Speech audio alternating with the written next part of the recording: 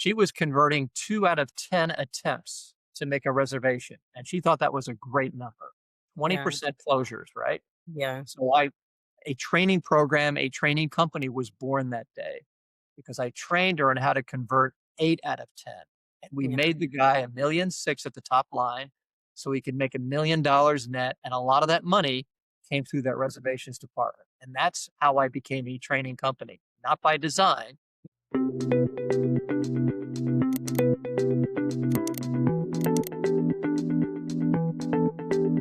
Hello and welcome back to Smart Profit AI. Today we have a truly dynamic leader joining us. Our guest is Don Farrell, the founder of Fresh Revenues, a company that has trained and taught four core disciples: sales, revenue generation, sales improvements, leadership, and culture to clients worldwide. Don, thank you for so much for joining us today. Annika, thank you for having me. I appreciate it.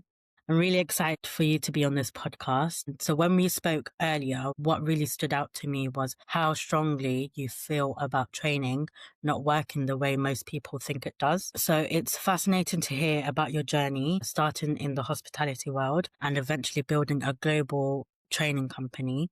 For anyone listening who doesn't know you yet, can you tell us a bit about how you got into the world of hospitality and training and leadership in the first place? Certainly, here you go.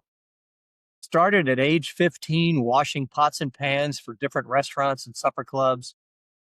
We didn't have any money to send me to school. We didn't have any money to buy me a car, none of that stuff. So if I was going to make money, I had to go make money. And I started doing that by washing pots and pans as a freshman in high school and stayed with it because it was fun and I was moving up. So I kind of got into it, not because I wanted to be in the hospitality world, but the second I got into it, I fell in love with it. It was dynamic. It was a lot of stuff that was new and fresh to me, and I enjoyed it. I went from pot scrubbing and working my way through the kitchen, winding up in the dining room and bartender and all that nonsense, and wound up in the sales office where I found my true passion. And when I graduated college, I went to school for real estate and business, and I just stayed with the hotel world. And I'm glad I did because the day that I went for my interview to become a real estate appraiser, Annika, Yeah. the guy basically told me, he said, "Son, come back when you eat more meat and potatoes." And boy, I went to school for 4 years for this. That was the same day that I showed up at the front desk of the Marriott Hotel in Milwaukee, where I was working at the time, Milwaukee, Wisconsin. And the general manager called me in his office and he said, "Hey, how would you like to be in the sales office?"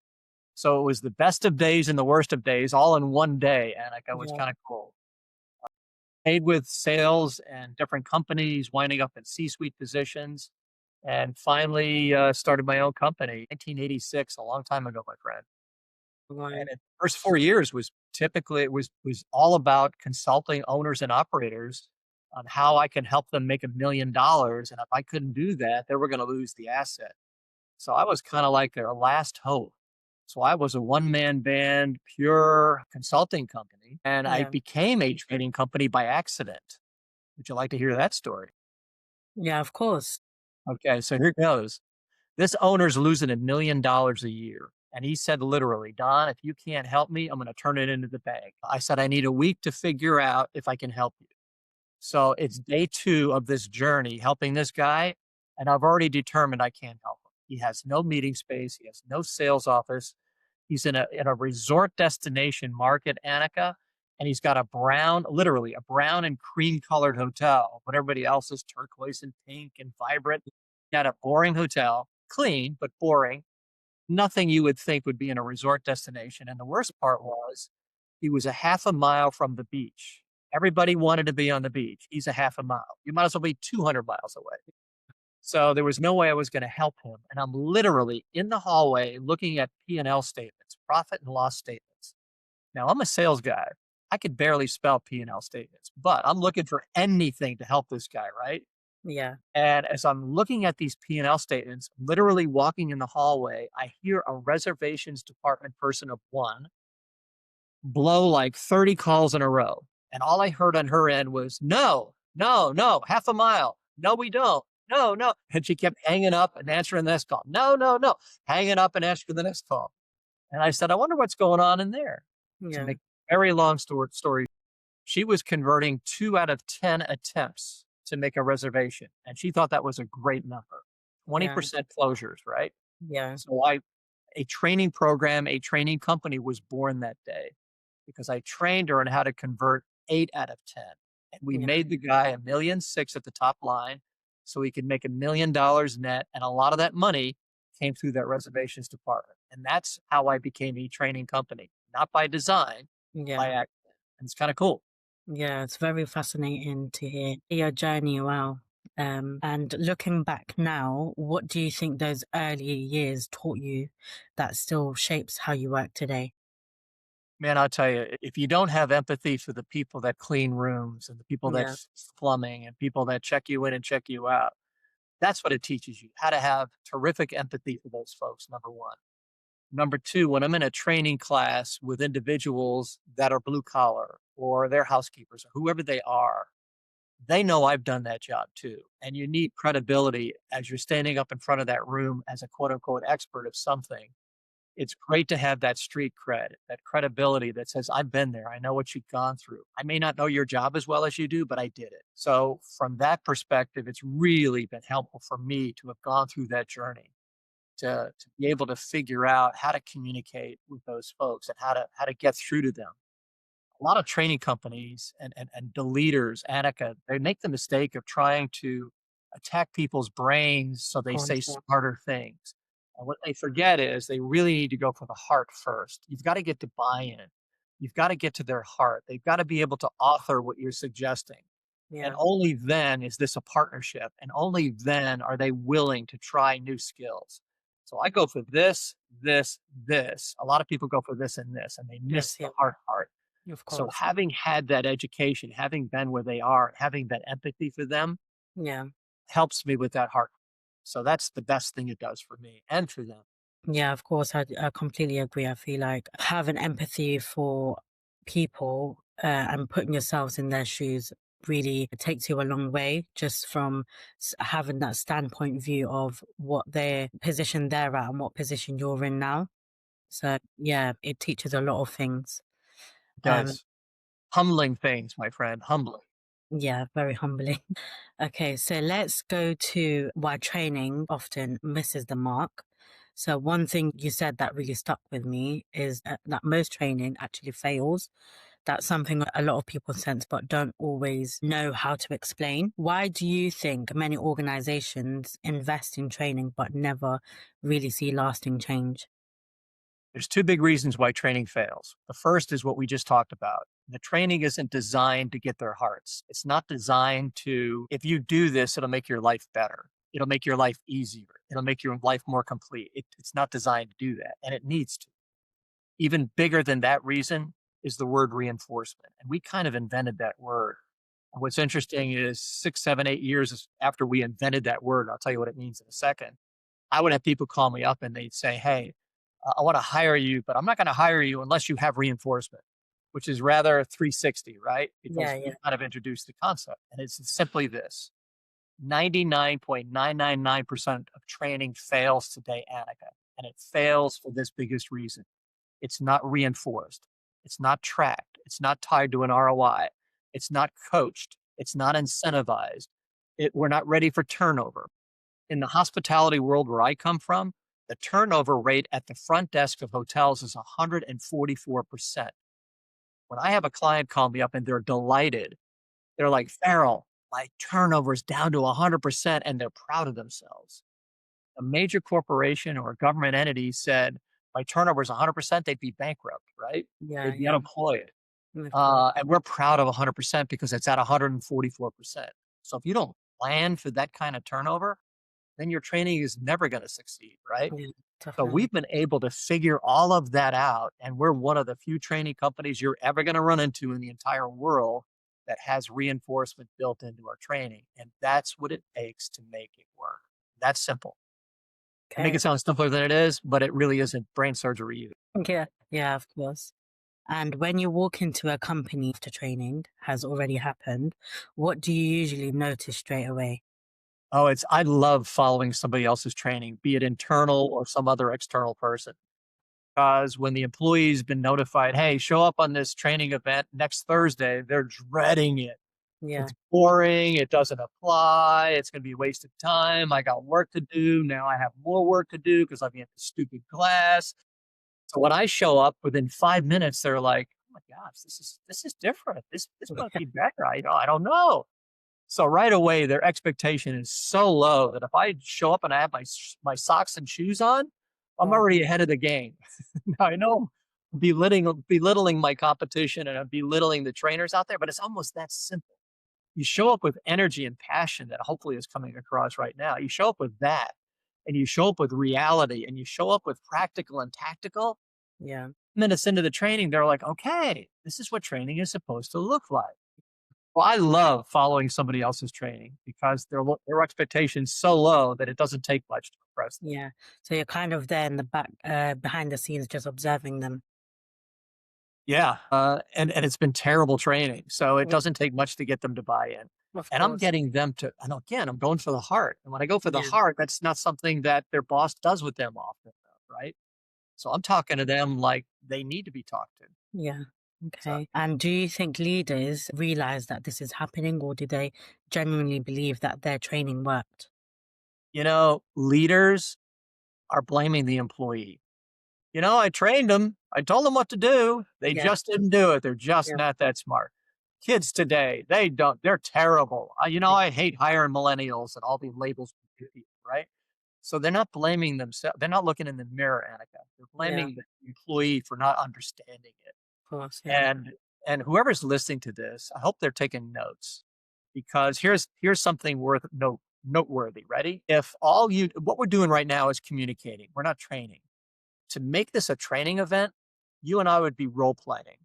So Yeah. if you're communicating and you're not role playing, then you're not training.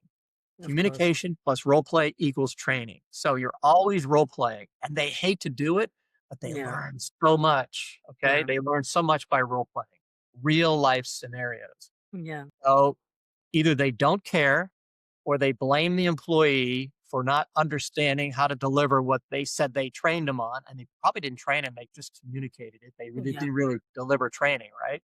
So they're blaming the employee. They're not blaming themselves more times than not. That's what I see.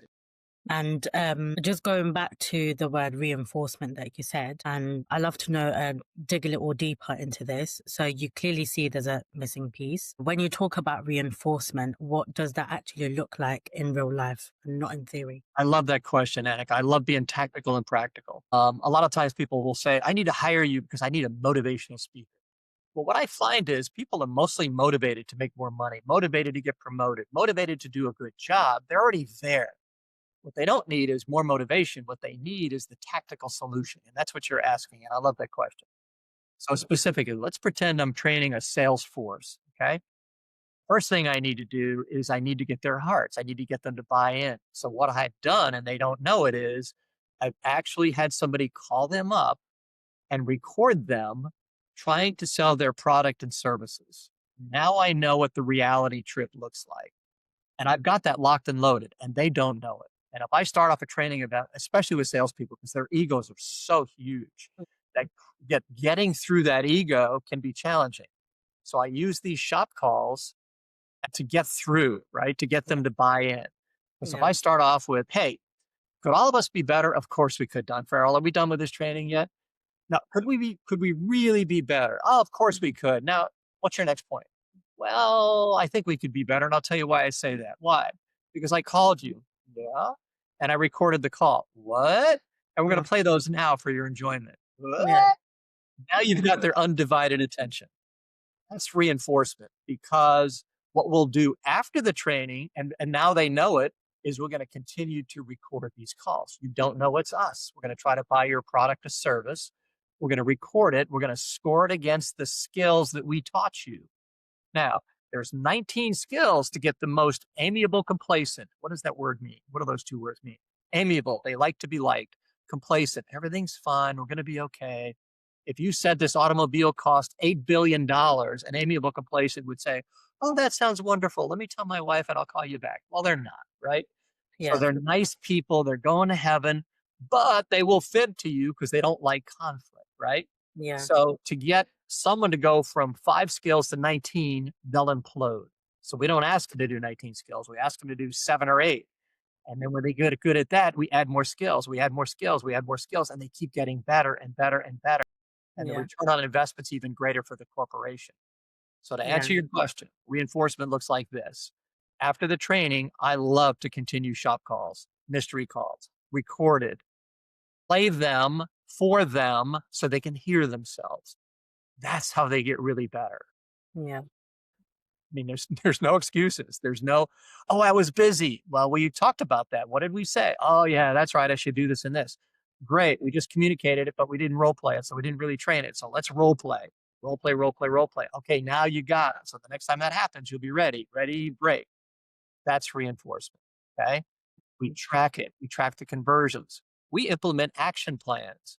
A lot of companies don't have 30, 60, 90-day plans. What does that mean? Every 30 days, they're looking at how successful they were at all of the things they tried to accomplish.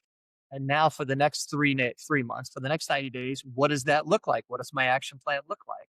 So we help them implement those plans, and we have a lot of good ideas to put on those plans to be more successful. So not only are you making a better sales call, you're Yeah. going to more people that have potential business for you. Now, all of a sudden, the business starts making a lot more money because they're being held accountable to deliver these results. And we Mm. tie it to an incentive. You have a great shop call, you make money. You have greater results, you get a part of the winnings, okay? A part of your incentive. So everybody's winning here, you know? All part of the reinforcement. If you don't have reinforcement, you're probably not going to maximize. Definitely, yeah, and that is really fascinating. Like they need that kind of motivation, like you just said.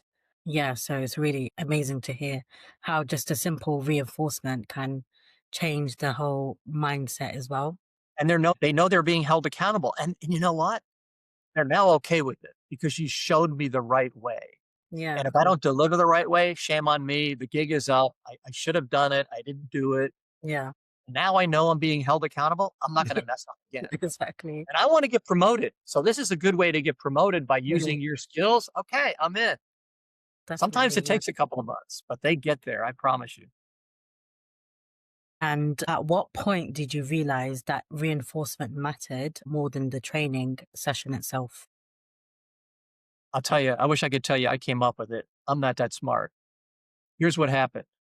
Personally trained 70 large hotels on the Atlantic seacoast for Marriott hotels. And 2 months later, I get a phone call from the vice president of operations. He said, "Hey, can you be in a meeting in so and so city?" "Sure, what's up?" You'll find out when you get here." And I went, "Uh oh, that doesn't sound good." Because at the time, we did not have reinforcement. I would train the property. At the end of the 8-hour training event, I would be sitting in the general manager's office, and he would ask me, or she would ask me, "So what do we do when we have new employees?" And I would say, "Stupid question." "What?" "Because you're going to train them just like I trained you." "Yeah, that is a stupid question. It's exactly what we'll do." Yeah, Well, I believed that, and so did they. So here we are. I'm showing up to this meeting expecting the worst. And I walk in the meeting room, and it was set up for 80 people in a U shape, a huge yeah, ballroom. And the VP of operations on the other side of the room, I walked into the open end of the U, yeah, and his name was Bob. And I walk in, and everybody's like talking and yelling and stuff. And Bob yells out, "Hey, hey, shut up. Don Farrell's here. Shut up, everybody." I'm looking for eye contact around the room because I've trained every one of their hotels. They've been in my training. And they're looking at their shoes, Annika. They're looking at the ceiling. They're not looking at me. And I know this is not good, right? yeah, of So Bob starts off with, "Hey, Don, your stuff doesn't work." And he stops. And I said, "Excuse me?" It was like a tennis match because he's at the other end of the ballroom. I'm at this end. And they're looking at what Bob says. They're looking at what I say. They're looking at, and it's back and forth for like yeah, 5 or 6 times. And he basically at the end said, "They're not doing it. They're not following through." And I basically said, "So, Bob, let me get this straight. You're mad at me because your people didn't listen to you when you said follow through, correct?" yeah. "Yeah, correct." "One more time, Bob. You're mad at me because people aren't listening to you." "Yeah." I said, "Bob, I'll tell you what. I take full responsibility. What do I have to do to fix this?" And he looked at me and he said, "If you'd have said anything else right now, I would have fired you." So people tell him, he's looking around the room, tell him what Don Farrell has to do. And they said, Yeah. "Make us do it." That was the day reinforcement was born. I went from being a $1 million company to a $150 million company because of that day. It was That's the day really reinforcement was built.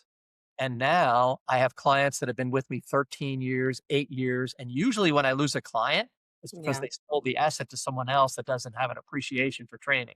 gosh. That's usually what happens, right? So the beautiful thing, my clients smarter than me. They always are.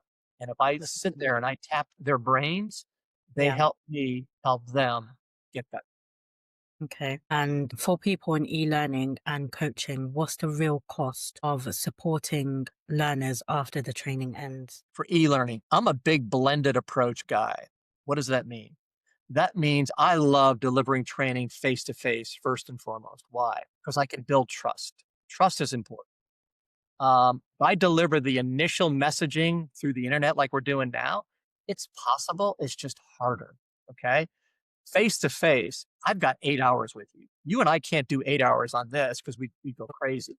So we've Yeah. got 45 minutes, we've got 90 minutes at the most with web-based training, live classrooms. I can do 8 hours face to face, and we can work the room, and I can find honesty, and they can find on, and they can feel it, smell it, taste it. So I love a blended approach. Go in initially face to face, and now support it with live web-based classrooms. Okay, support it with leadership calls every month to the leaders to keep them accountable.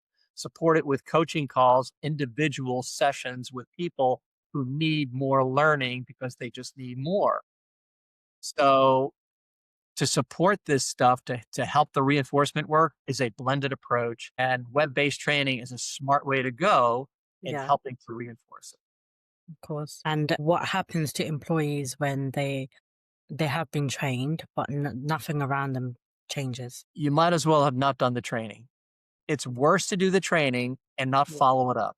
It's worse to do the training and say this is important and they don't revisit it. It's of it's course. worse that you did it because Did it? now their expectation was hopeful.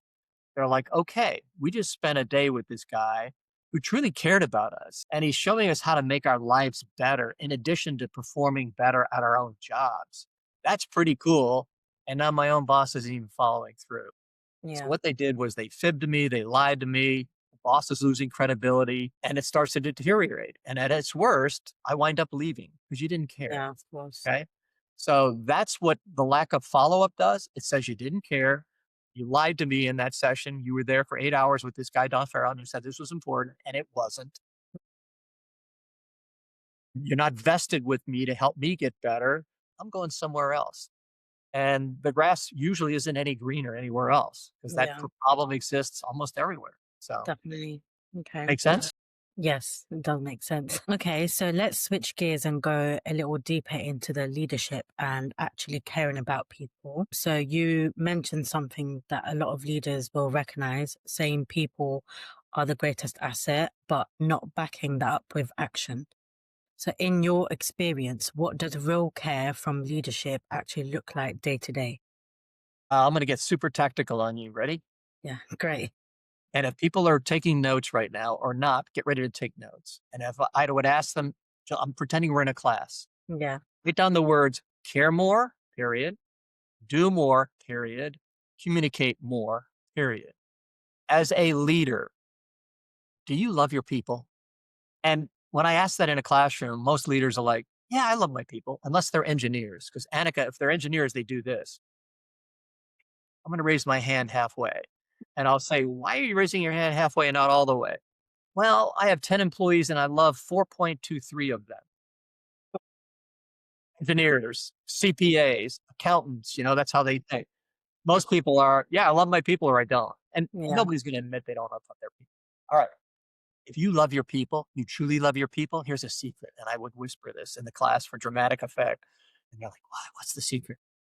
Care more and do more. What does that look like? If you truly care about your people, here's what you will do. Charlie in the first row here. How many direct reports do you have? I have 4 people that report to me directly. Okay. And they have people that report to them. Yes. Okay. Let's just worry about your 4 direct reports. You're going to do this every single month. Here's the first month. You're going to sit down with them and you're going to say, hey, Annika, you're my employee. Annika, we're going to spend 30 minutes together here, 20 minutes, 25 minutes, whatever it is. But it's the most important minutes we're going to spend in a month. Really, this is what's happening. That guy needs you to work on something. What's that? You get too defensive when somebody comes up to you and they say something that you don't like. I do not. Are you doing it right now, Annika? No, I'm not. They don't even know they're doing it, Annika. Yeah. And then you get through that and you get them, okay, all right, I'll give you the benefit of the doubt. I'm still not totally sold. But Mm, again, all we've done is communicate. We haven't trained. So now let's role play, role play, role play. I give you a scenario and you're using some words that I don't love. So now that's taken a whole 12 minutes. And yeah. I said, okay, so you're going to work on your getting defensive when somebody gets in your face. All right, I'll work on it. And you get ready to leave. And I said, whoa, we're not done. The most important part of the meeting is happening right now. What else? What am I doing wrong? No, Annika, what do you want to be when you grow up? What? What do you want to be when you grow up? And I used to ask that question before COVID. And I would tell you 60% of the class people had an idea, not the Yeah. exact job, but they knew it was a people job or it's an IT job or it's a this kind of job. They had an idea. Post COVID, I'm finding that 20% of the people have an idea. 80% are like, I have no clue. And we're Awesome. not there to help them decide on what they're going to be when they grow up. And I ask this question whether you're 15 or 75. What do you want to be? What do you want to do? What are you doing this for? And you want to know. You want to care. You care more. You truly love them. Well, then care more. Find out what's important to these people. For the people that have an idea, let's just say this employee wants to be a fireman. Really, a fireman? That's the farthest thing from what we're doing right now. What turns you on about being a fireman? Oh, I was in the military and I love the pressure and the physicality of it. I love this, that, and the other thing. Okay, great. That's cool. All right. So what does it take to be a stellar, an elite fireman? They don't think in those terms. No one's ever asked them that question. Not even a fireman has asked them that question. Well, they Yeah. don't know. They're like, okay, to be an elite fireman, I guess I would learn how to put up ladders up against the building. Okay, that's a great one, but you can't do that in this current job. Give me something else. I need to learn how to work fire hoses. You can't do that in this job either, but you're probably right. What else you got? I don't know. I don't know either, but let me try something on you. What? You're a fireman. You're standing outside of this fire. This poor woman is out in her pajamas. Her building is, her house is burning down. God Yeah. forbid there's somebody in that house. God forbid there's a parent in that house. God forbid there's documents and photographs and things that are in that house that are not digitized, that once they're lost forever. You talk about an emotional situation. Can you envision that? Of course I can. Well, you know what? That's what I think we can help you in your current job. You can? You're dealing with the public, all kinds of walks and lumpy, dumpy, frumpy, great, phenomenal, all kinds of personalities of people. That's what you're going to be dealing with in an incredibly emotional, under duress situation. And if you can get them to be comfortable and to calm down and to focus, how much better a fireman will you be? Makes sense to me. Well, guess what? I'm going to help you be that person because it's going to make you better at your current job as well. But you're going to use it to be a fireman. You see the connection here, Annika? You've taken an explicit interest in what they want and what's important to them. And on month 2, when you get done talking about you're doing a better job of the defensiveness, but now you need to work on something else, and they're gonna say, "Are you always gonna tell me I gotta be better?" "Yes, I am." "Why?" "Because you wanna be an elite fireman, that's why." You're always making it about them and us, but especially them. You've taken an expressed interest in them. If somebody comes along and offers them $1 more an hour to go work for them, they're not gonna leave you as much as they need that money because Yeah. no one's gonna care about them like you.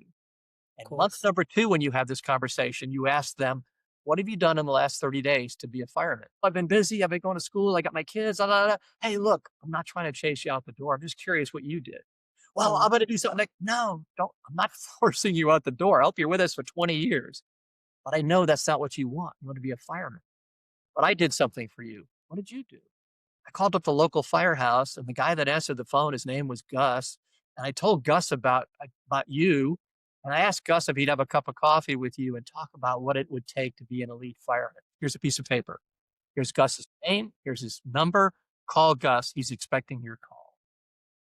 That's tactical, caring more about your people, yeah. which builds the right culture, which builds the right loyalty between you and your employee, which drives the loyalty between your business and your consumer. How can you possibly have loyalty with your consumer if you don't have a loyalty with your people? Right, Annika? Mhm. Yeah. A lot of businesses and government agencies and military, they miss that part. They're so focused on the consumer loyalty piece that Yeah. they don't drive home the associate and the employee. Employees, exactly. That's just one of 1,000 things I can tell you, but there's an example of what to do tactically.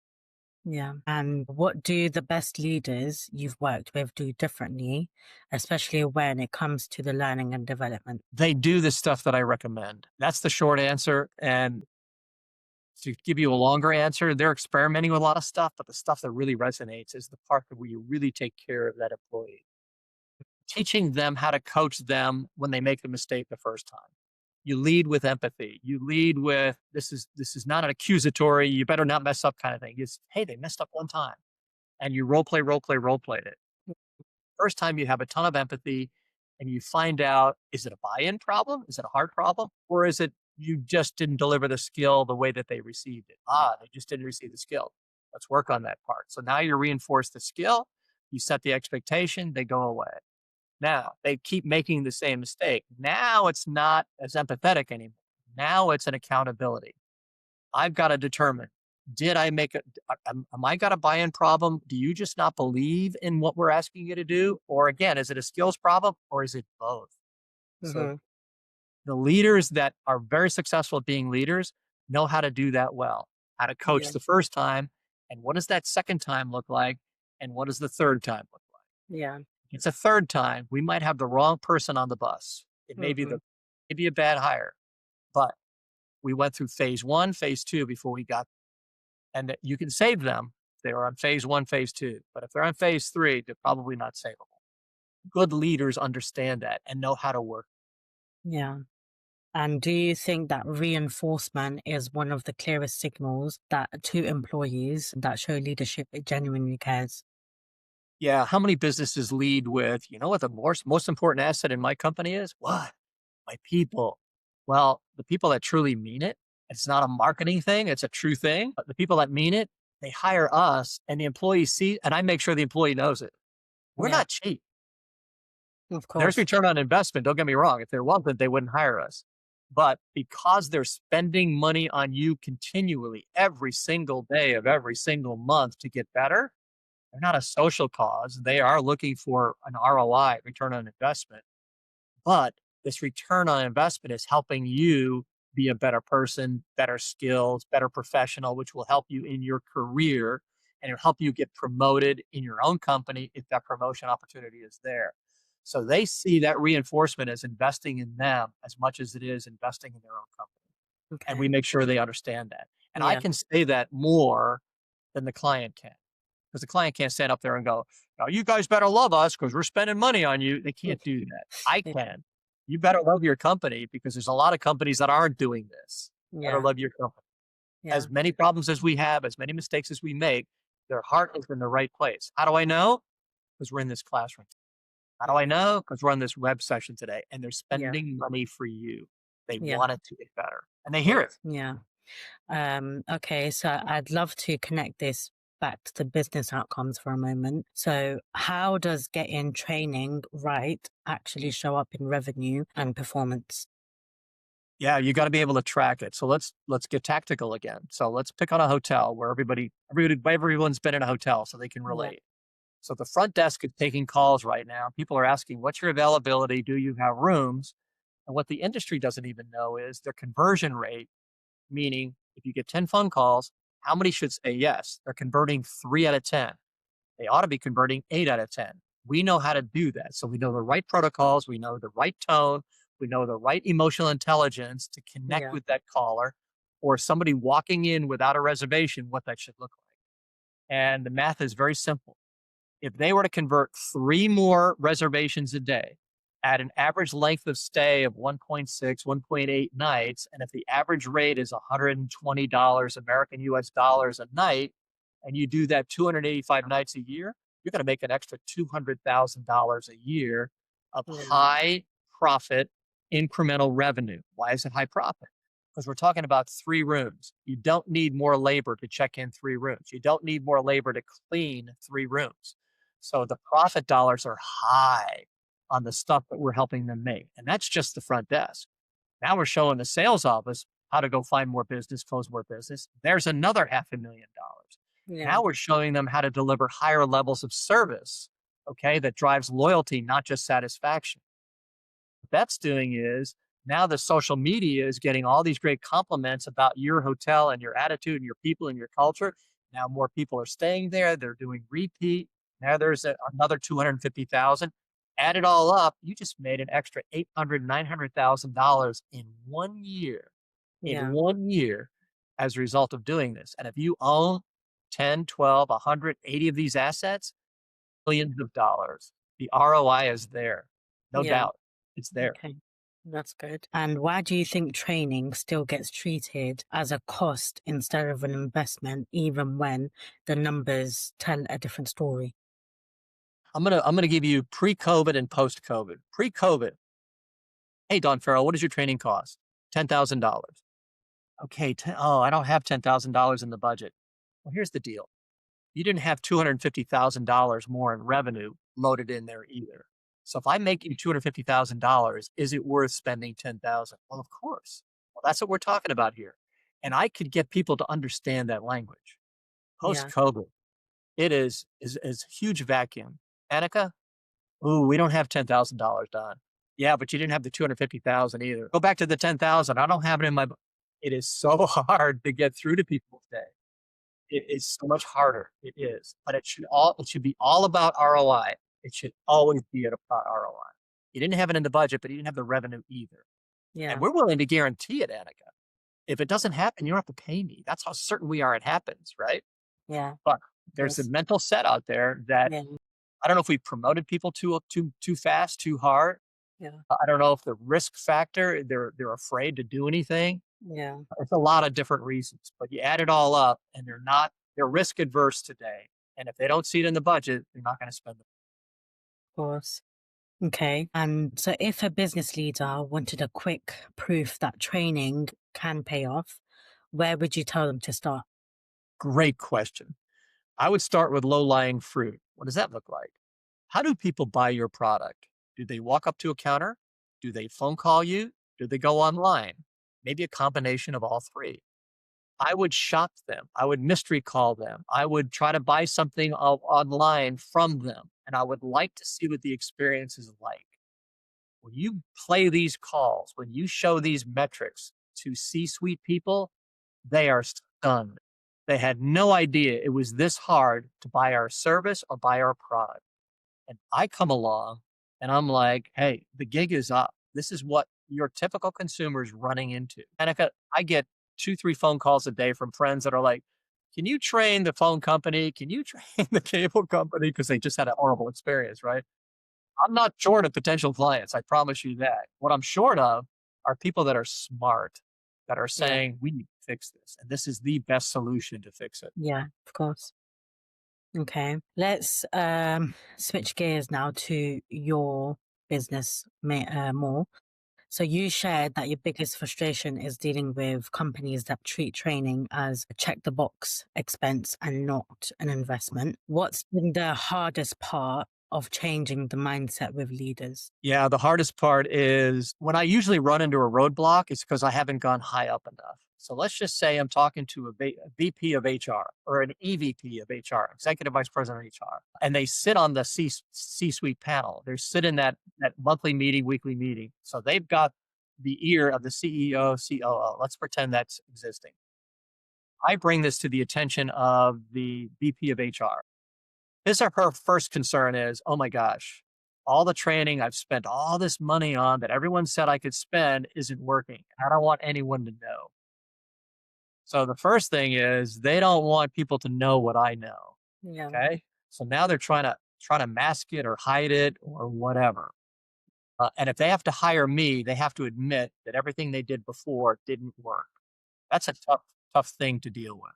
Yeah. So what I have to do is either give up or go ahead of that person. And that's always challenging as well, because if somebody higher up than them finds out, I got to work with that individual. All right. course. Yeah. So it's a challenging situation. But to answer your question shortly, I'm usually dealing with the wrong person. If this person doesn't admit that they've got a problem and they're willing to do what it takes to fix it.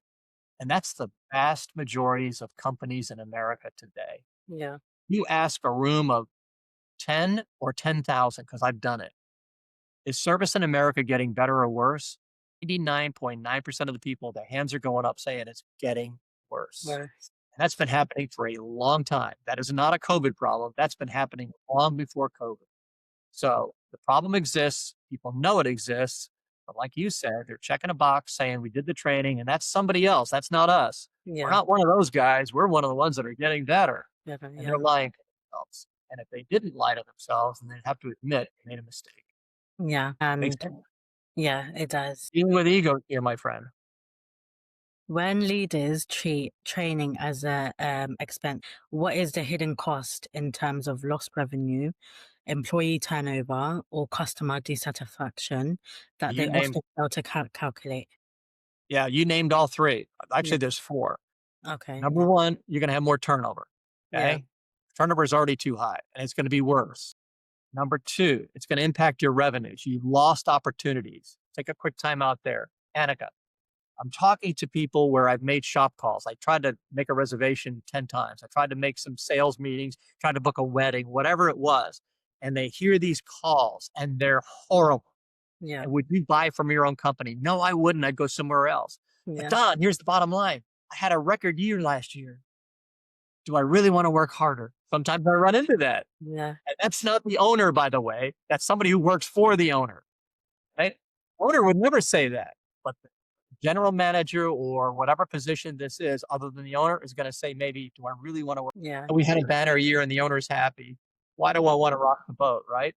But the revenues are going to be impacted. The service is certainly going to be impacted, okay? Yeah. And you're going to see it in your social media reviews and all that good stuff. Here's the one you didn't mention. All of that equals it impacts the culture. Yeah. And smart leaders, CEOs, COOs, individual business owners know if you've got employees, culture is the single most important item you have. Yeah. Even if you're publicly traded, you've got to be able to have the best, bar none, culture out there to attract the right people, hang on to the right people, have the right messaging as a result of your culture to be able to deliver the kind of level of service and sales and everything else you want to deliver. It comes from your culture. So Yeah. the only thing you didn't mention was culture, but it impacts revenue, it impacts service levels, it impacts your turnover, it impacts your bottom line. Okay, great. Thank you for sharing that. That So, looking ahead a little bit, where do you see training and leadership going over the next few years? Yeah, I see companies that are abandoning face-to-face training because it's not Yeah. inexpensive. Yeah. And the easier solution is let's just do webinars. Let's just do go watch this video kind of thing. And again, they're checking a box. That is not the solution. I think the smart people are going to say, I like that blended approach idea because that is effective. Face to face, married with live web classrooms, married with webinars, married with coaching calls, married with leadership calls. That entire process, that reinforcement process, the smart people are going to figure out that's what it takes. Now, I plan on using AI and I'm Yeah. already developing software to implement AI. But Yeah. the AI, it can mean two things. And if somebody's taking notes, write this down.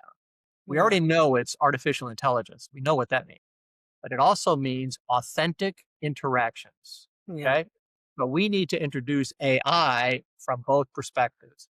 How do we how do we interact with our consumer, with our employee authentically with those interactions? And how do we use AI to automate and make easier and save expense and all that other good stuff? If you marry those two together, ooh, you've got something.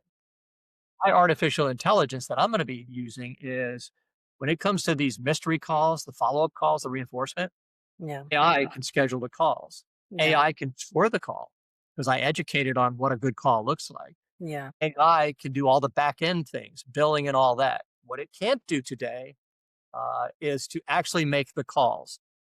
I'm going to say a year from now, they'll be able to start doing that. And when they can, that is a useful thing for me because that lowers my expense, which lowers the expense for the client. Yeah. So artificial intelligence is a very good thing, okay, for me, and it will find its place in training. But in terms of actually doing the training itself as a human being, it's not there yet. It's at least a year away. Yeah. Okay, great. And that answered the next question as well, about Okay. how AI can genuinely help, not just replace people, but support better learning and reinforcement. I think it could do what I recommended, which it could score calls. It could it could have a back and forth dialogue in terms of communicating, pretending you're communicating with a So client. like a Role scenarios. role play. But Yeah. can it totally replace the training function? No, it can't. It's No. not there Mm. yet. Okay. The day is coming when it can. And let Yeah. me tell you what I tell my audiences. So if you're afraid that AI is going to replace your job, and you hear people saying, no, no, no, it's there to augment a business. Well, let Yeah. me tell you something. Somebody's fibbing to you because if you don't know how to deliver authentic interactions, you will be replaced by AI, computer, or somebody because you deserve to be replaced. So Yeah. you better understand how to deliver authentic because if you don't, why do we need you? Of course. Yeah. Well, talk to their employees like that. I can. They hear it loud and clear. Uh-oh, I better get on board with how to interact and how to deliver higher levels of service and how to take care of a complaint and all this other stuff. I better get on board or I will be replaced. I will be a dinosaur and they will. Yeah. Okay. And finally, to wrap things up, if leaders take one thing away from this conversation today, what do you hope it is? You truly care about your people. You tell people that your greatest asset are your people and develop the systems and processes that not only implement training that grabs their hearts and their heads so they do the right things, but also understand that even in the best of scenarios, even if your turnover is not high and all this other good stuff, you still need reinforcement. The accountability, you need the ROI piece, you need all of that stuff to truly make it work. Is it is it easy? It's not hard, but it's not just, "Oh, this will be simple, we'll fix this." No, it's an ongoing, daily, minute by minute process of helping your people get better. But if you truly mean it, if you truly mean that your people are your greatest asset, then you're gonna be doing these kinds of things. And if you don't mean it, then you're gonna be just like every other company out there, and the people that are smart are gonna take your business from you, and they're gonna take your people from you, and it's not Yeah, their fault, it's your fault. There's your message. of course. And what questions should every leader ask themselves before they invest in their next training program? What does the ROI look like? How are we going to measure this ROI? Am I going to believe this number? Is it trackable? And not everything is dollars and cents, right? I mean, turnover and customer satisfaction, all that stuff. You can make assumptions on what the ROI looks like, but if it impacts your culture, how do you put a number on that? So not all ROI is numbers and dollars and numbers and cents, right? But it's an impact and you feel it, you can smell it, and you can taste it in your company, and you're smart enough to be able to do that. What is the ROI? Can I trust that number? What is our ongoing process? Because we don't train today and we're done. What Yeah, is the ongoing process? And that word you've been hearing a lot of is what is the reinforcement of all of this? of And if course. my HR VP is expected to deliver all of this plus all the other stuff he or she has to do, that's unrealistic. I need Yeah, dedicated experts at being able to deliver this because the ROI is of there. course. What I'm hoping is people realize that they're not going to go out and find somebody and pay them a ton of money and hire a bunch of staff. And now all of a sudden you've got a multi-million dollar department Yeah, versus spending money on companies like ours, where you get exactly what you need and we get out of the way. And your HR VP does what she's supposed to do. We take care of the training needs. yeah, For basically a fractional VP of training for them. So there's a right place for us in companies like that. yeah. Okay. I'm hoping to hear that. Yeah. Well done. Thank you so much for this powerful conversation. And thank you for being so honest and practical. I know a lot of people listening today will see training very differently after this. For listeners who want to know more about you and your work, where should they go? Not only learn more about me or our work, but you need a favor. You need advice. Yeah. Glad to give it. That's just who I am. So I'm going to give you a couple of ways to reach me. Right. www.freshrevenues, plural.com. Don at freshrevenues.com. That's how you can reach me. Fantastic. And I'll list it on the description below.